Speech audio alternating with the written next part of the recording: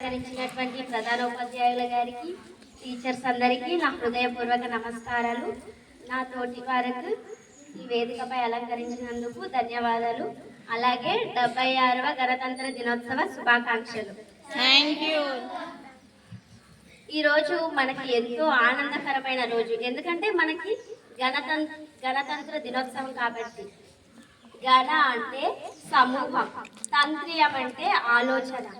మేధావులంతా కూర్చొని చేసిన సారాంశమే గణతంత్ర దినోత్సవానికి రూపం. 1950లో జనవరి 26న మనకి రాజ్యాంగం అమల్లోకి వచ్చింది కాబట్టి ఆ దినంనే మనకి గణతంత్ర దినోత్సవంగా జరుపుకుంటాం. అయితే మనకు సంపూర్ణ అంటే 1950లోని మనకి సంపూర్ణ స్వాతంత్ర్యం వచ్చిందనమాట. వాస్తవానికి మనకి 1947 ఆగస్టు 15నే మనకి స్వాతంత్ర్యం వచ్చింది. ఎంతో మంది మహానీయులు స్వాతంత్ర సమరయోధుల త్యాగ ఫలితాల వల్లనే మనం ఇంత ఆనందంగా ఉన్నాము. వాళ్ళు చేసిన త్యాగాల వల్లనే మనకి స్వాతంత్ర్యం వచ్చింది. సుమారు 200 సంవత్సరాలు మన దేశం ఆంగ్లేయుల పరిపాలనలోనే ఉండేదన్నమాట. అయితే మన నాయకులందరూ, స్వాతంత్ర సమరయోధులందరూ మేము ఇప్పటికే చాలా వివక్షతను ఎదుర్కొంటున్నాం. రాను రాను మా ముందున్న తరాలు మాలాగా వివక్షతను ఎదుర్కోకూడదనేసి మన కోసం పోరాటాలు చేసి మన కోసం హక్కుల్ని సాధించి పెట్టి చివరికి 1947లో మనకి స్వాతంత్ర్యాన్ని తెచ్చిపెట్టారు. అయితే స్వాతంత్ర్యం వచ్చిందనే ఆనందం కన్నా భారతదేశం మొత్తం అల్లోకల్లోలంగా మారిందనమాట. ఎందుకంటే పాకిస్తాన్ వాళ్ళు మాకొక దేశాన్ని ఇచ్చేయమని, బంగ్లాదేశ్ వాళ్ళు కూడా మాకొక దేశాన్ని ఇచ్చేయమని అల్లోకల్లోలంగా ఉండిందనమాట. ఎవరికి కూడా ప్రశాంతత లేదు. అంతా అలా ఉండేదన్నమాట మన భారతదేశం. అయితే 1947 జనవరి 26న మన రాజ్యాంగాన్ని రూపొందించేందుకు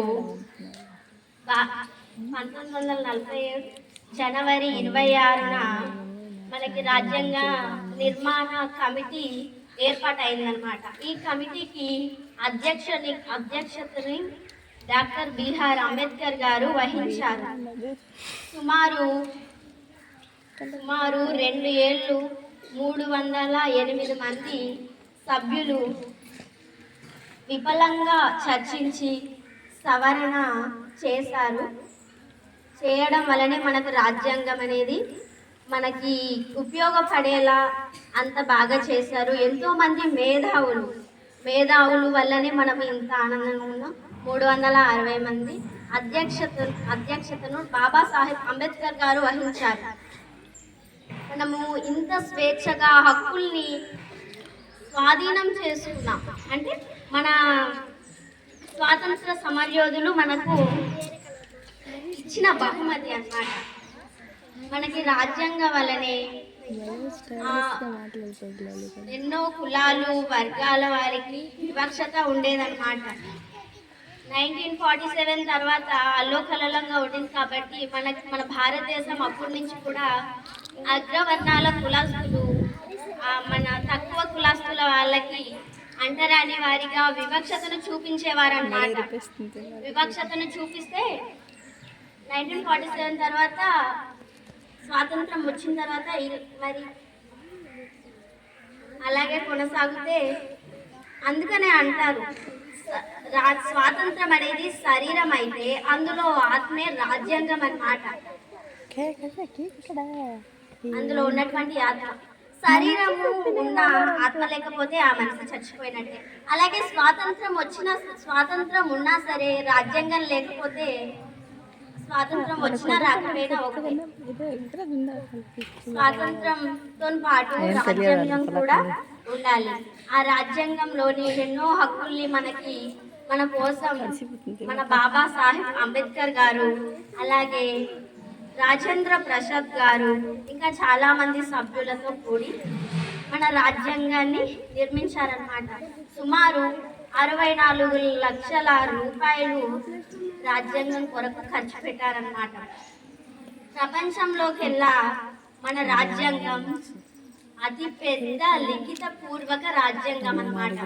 అంటే పెద్దదిగా లిఖిత పూర్వకంగా రచించారు మన రాజ్యాంగాన్ని. మన అంబేద్కర్ గారు ఎన్నో విదేశాలకు వెళ్ళి ఎన్నో పుస్తకాలను చదివి రాత్రి అనక పగలనక చదివి వివక్షతను ఎదుర్కొంటూ, ఎందుకంటే తక్కువ కులాస్తులు అప్పట్లో తక్కువ కులాస్తులకు వివక్షతను చూపించేవారన్నమాట అంటరాని వారిగా. కానీ మన బాబా సాహెబ్ గారు అంబేద్కర్ గారు అంత చదువుకునే వివక్షతను ఎదుర్కొన్నారంటే మనం ఇంకా చదువుకోలేని వాళ్ళు కూడా చాలా మంది ఊర్లలో ఉన్నారు. మనం ఎంత వివక్షతను రాను ఎదుర్కొంటాము. మన రాజ్యాంగం అనేది తుడిచివేయబడుతుంది. అలాగే మనం అందరు చదువుకుంటే మన రాజ్యాంగాన్ని ఒక పవిత్రంగా చూసుకోగలం. మన హక్కుల కోసం మనం పోరాటం చేయగలం. మనకు అడిగే హక్కు ఉంటుందన్నమాట. మనకు హక్కులు ఇచ్చారు కదా, 6 హక్కులు, ప్రాథమిక హక్కులు. ఆ హక్కులు వినియోగించుకుంటూ దాని ద్వారానే మనం నడుచుకోవాలన్నమాట. అయితే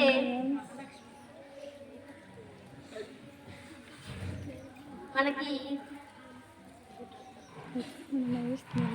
ఎంతో ఆనందాన్ని ఈరోజు మనం అంతమంది ఇంత బాగా చదువుకొని, అలాగే మన టీచర్లు, ఇంజనీరింగ్లు, డాక్టర్లు ఎంతోమంది పెద్ద పెద్ద పొజిషన్లకి మన మన గిరిజనులు కూడా వెళ్తున్నామంటే అతను చేసిన మనకి ఇచ్చిన బహుమతి.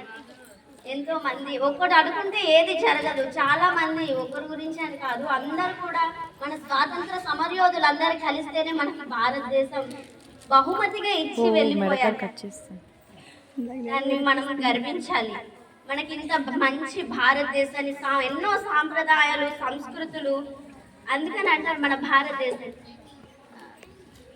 కళలకు పుట్టినిల్లు భారతదేశం అని. అంటే ఎన్నో రాజ్యాంగము అన్ని కల్పించింది అన్నమాట. ఎవరికి నచ్చిన మతాన్ని వాళ్ళు ఆచరించవచ్చు, ఎవరికి నచ్చిన కులాన్ని వాళ్ళు ఉండొచ్చు. అలాగే మనం కూడా బాగా చదువుకొని మంచి పొజిషన్లకు వెళ్ళి మన రాజ్యాంగాన్ని, మన కోసం పోరాడిన స్వాతంత్ర సమరయోధులను, మన భారతదేశాన్ని ఇంకా ముందుకు తీసుకెళ్ళి ప్రపంచంలోని ఫస్ట్ స్థాయిలో పెట్టాలని ఇంతగా అవకాశం ఇచ్చిన ప్రధానోపాధ్యాయుల గారికి, టీచర్స్ అందరికీ నమస్కరిస్తూ ముగిస్తున్నాను.